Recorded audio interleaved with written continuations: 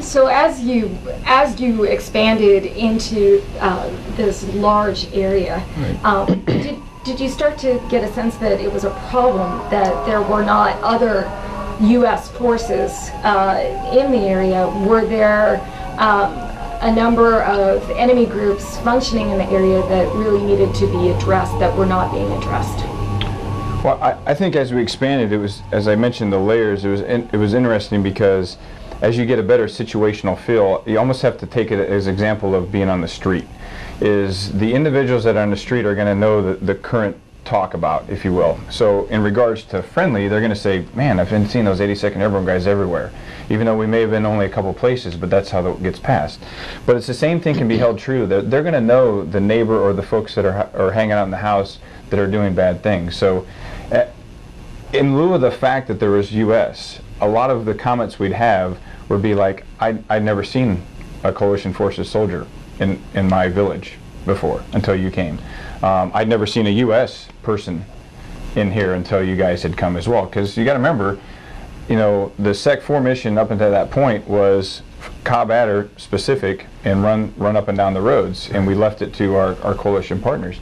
And that's a lot of space, and as they became smaller, they being our coalition partners became smaller, it had inability to cover that vast amount of ground. And what we would tend to do is we would try to get outside, if you will, the suburban areas, vice the center of the city. Because one of the things that we'll discuss is provincial Iraqi control. And PIC's very important because they'll say, oh, you're in PIC environment, you couldn't do much. No, not true. You can still do everything you need to do, but you're working with that government. Right. You're letting them know. It'd be like if I wanted to do, going back to my LA and New York cop vignette is, if I was just going to have them come in and assist me, you're going to let the governor know. You know, you're not going to swing by and just kind of go in, well, if you do, you get in trouble. But you're going to let them know that. And that's the same thing that Colonel Flynn would do, but that helped crosstalk. Not only one way to say, hey, we're not only going to go do this Keeler engagement, but, you know, we're going to go and probably take a look at this guy and probably remove him. What if you guys know, what if you do, not if, you will, you guys take the lead, which they would, and then we'll support you in what we call the scalable support package to support them to go in that area. And that's really that relationship and that partnership building that was so critical. And then all of a sudden, you know, we were talking about this today, they'd always, you know, touch you, but that's important because now they're going to touch you and they're going to share with you. Mm-hmm. And they're going to tell you the good things they're working on and then the struggles they're having to move forward. I don't want to underestimate the ability for us to do that, though. We gave ourselves time and space by taking the MSR Tampa corridor back. In other words, when we didn't have to be in a fight every night like we were when we first got there, because it literally was every night 5 or 6, you know, attacks each night. When we didn't have to do that anymore, of course we were ready for it, but when we were able to expand out and expand our influence by using the combat outposts and by leveraging the PRTs, by synchronizing and coordinating with the Army Corps of Engineer projects that they were working, by collaborating the intelligence between the Australians, the Romanians, the U.S. Special Forces.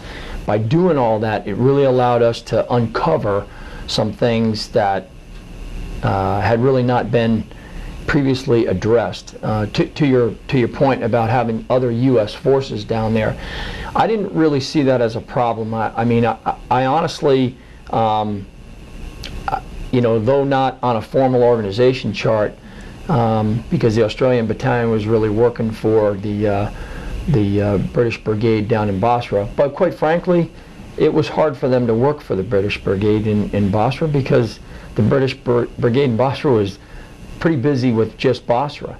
So, you know, I just kind of, I sort of used that location and said, hey, you know, to both the Australian battalion commanders that were there and the Romanian battalion commanders that were there, use me as your brigade commander. I can give you resources and you can give us resources. And by sharing that information, I think that we really kind of helped one another out. So I didn't think there was, I never felt like we needed more U.S. forces down there. I just felt like what we had, we needed to spread out and do more. And by doing more, I think, you know, it was addressing some of the things that were previously had not been really addressed. So what happened in January? You want to start, and then Sure. yeah. Well, it's important to note, to build up to January, is that the Australians, that was their battle space. You know, on Nasiriyah, the surrounding area, Shukashuk, etc. It's important to know that. But we would assist in the intelligence piece or other assets that we could, you know, coordinate for. As Colonel Flynn mentioned, you know, as we came in with EFPs being very important, but then also complex attacks, and we really had not seen them at a certain level.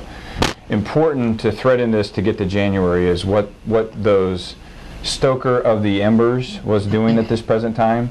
Was the Iranians were actually assisting the Shia insurgency inside of Iraq and around our area, meaning they'd have a specialized mortar expert, they'd have, you know, guys that could do rockets, guys that could do EFP stuff. So they were really like next to them as we moved, you know, through the late summer, early fall. Okay.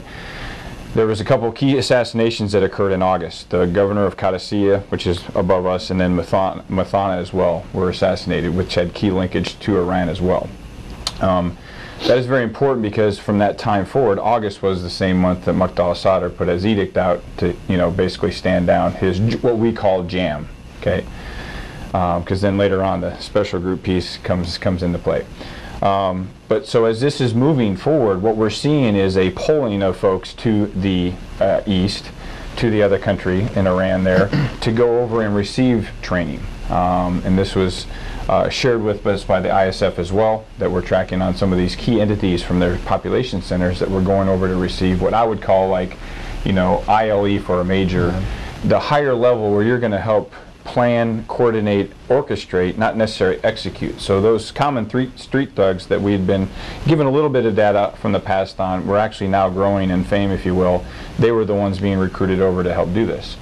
So in January time frame, speaking of which, I want to also bring in the tribal battalions, because this is very important to this incident that took place on 18 January 2008. Yeah, sorry, a year behind. Is Abu Laka was actually a critical node leader inside of Nasiriyah for the police force. He was like the SWAT commander, if you will, for easy terms. And he was working with the governor. He was, but he was laying down the law, and he was being fair and impartial, honestly.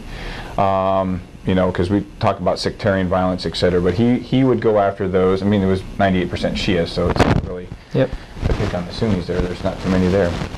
But what occurred was, the scary part, what occurred was the planning and the coordination and the movement of weapons and systems that were used on that day, because what they did was they attacked the Nasiriyah tribal battalion headquarters, because they knew exactly what impact that would be. The impact, or the reaction, would be Abu Bakr and several others would rush to assist them, because that's part of the Jabbar tribe. Before. That's the big tribe that he was associated with, or he's a member of. Upon arriving, it was an L-shaped ambush that actually decapitated literally 4 or 5 critical ISF leaders.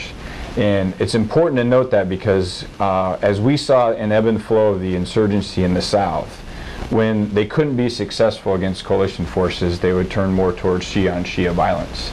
And also they'd look more towards assassinations, whether it be the August piece we talked about, or whether it be these critical, because removing a man like Abu Bakr, you know, we were worried, because we actually did some red teaming and said, hey, you need to put on a Kevlar, or you know, an ACH, you need to put on body armor.